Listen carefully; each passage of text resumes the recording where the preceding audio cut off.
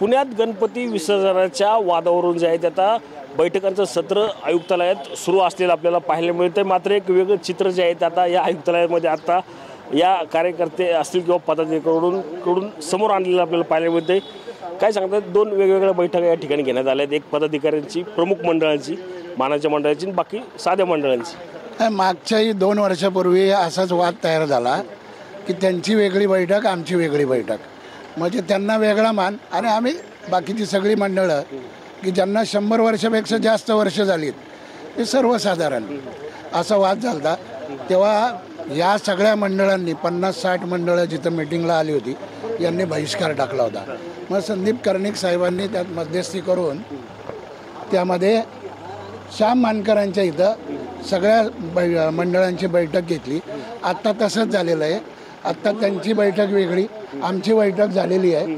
आयुक्त साहेब म्हणले आम्ही सगळ्यांबरोबर चर्चा करून याच्यावर तोडगा काढू आणि सगळ्यात महत्त्वाचं म्हणजे तो त्यांचा अधिकार आहे, पोलीस आयुक्ताचा, प्रशासनाचा अधिकार आहे। इथं अंकुश काकडे, श्रीकांत शिरोळे असे सिनियर पदाधिकारी होते महापालिकेत, ज्यांनी काम केलं, जे मंडळात काम करतायत, यांना चहा म्हणजे सर्वसाधारण मंडळांना चहा। आणि तुम्ही आत्ता जाऊन बघू शकता तिकडं व्हेज बिर्याणी किंवा असं काहीतरी आलेलं आहे या 10 मंडळांसाठी। तर हा भेदभाव कशा करता, म्हणजे तुम्ही अतिशय वाईट वागणूक द्या। काय दोन वेगवेगळ्या बैठका काय वाटतं त्याच्यातनं आम्ही काय सामान्य मंडळांनी काय समजायचं, म्हणजे आमची ताकद म्हणजे काय, म्हणजे आम्ही यातनं काय निष्पन्न होतो, कोण कोणाच्या बाजूने उभं राहते तेच आम्हाला कळत नाही। आम्हाला काही मंडळ आमच्या बाजूने आहेत का त्यांच्या बाजूने तेच काय कळत नाही की नक्की गणेश उत्सव करायचा कुठल्या बाबतीत साजरा आहे पुणे शहरातला, म्हणजे एवढे अक्षरशः कंटाळलेलं आम्ही मंडळ की काय नक्की, म्हणजे पोलीस प्रशासन असो किंवा इतर काही, ते शेवटी पोलीस प्रशासन पण वेटीस धरलं जातं की त्यांना नक्की कोणाच्या बाजूने निर्णय घ्यायचा आणि काय कसं करायचं। आता हे आमच्या डोळ्यासमोर दिसणारे हे भेदभाव आहेत। आता याच्यातनं आम्ही काय काय समजायचं आणि कसं पुढं जायचं।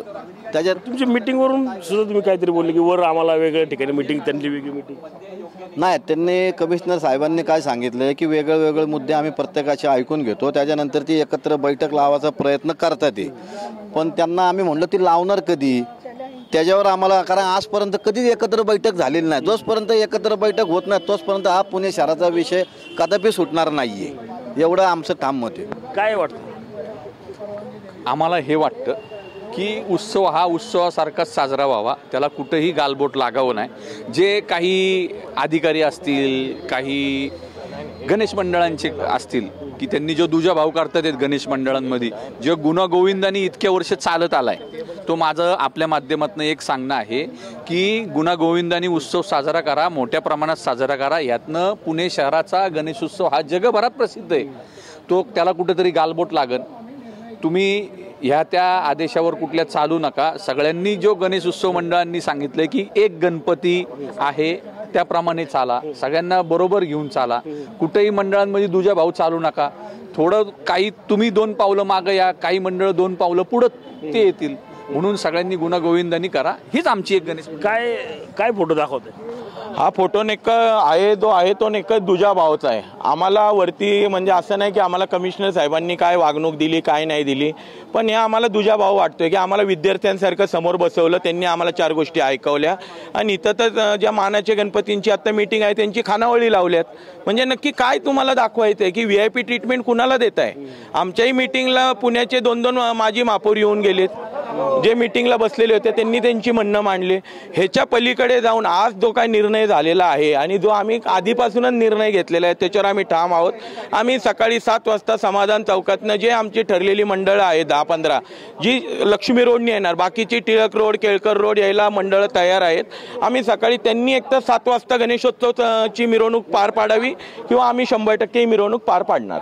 धन्यवाद। आपण पाहिलं तर आता मंडळाच्या पदाधिकाऱ्यांकडून जे आहे आता आयुक्तांवर दुजाभाव केल्याचा आरोप जो आहे तो या ठिकाणी होताना पाहायला मिळतोय। आम्हाला विद्यार्थ्यांसारखं बसवण्यात आलं, तर मानाच्या मंडळांना जे आहे त्या खानावळी त्या ठिकाणी लावण्यात आल्याचे फोटो देखील आपल्याला पदाधिकाऱ्यांनी या ठिकाणी दाखवण्यात आलेलं आपल्याला कुठे पाहायला मिळतं। एकूणच सर्व कार्यकर्ते असतील किंवा पदाधिकाऱ्यांकडून आमच्यात तो वाद लावू नका अशा आशयाचं जे वक्तव्य जे आहे ते आता या ठिकाणी होताना आपल्याला पदाधिकाऱ्यांकडून पाहता येते। हा या उत्सवाला जे आहे ते कुठल्याही प्रकारचं गालबोट लागू नये अशीच अपेक्षा जी आहे आता सामान्य कार्यकर्ता करताना पाहायला मिळतो। मात्र एक वेगळं चित्र जे आहे आता या संपूर्ण पदाधिकाऱ्यांनी जे आहे ते आपल्याला दाखवलेलं पाहायला मिळालं गणपती बाप्पा आहे। रणजित जाधव, TV9 मराठी, पुणे।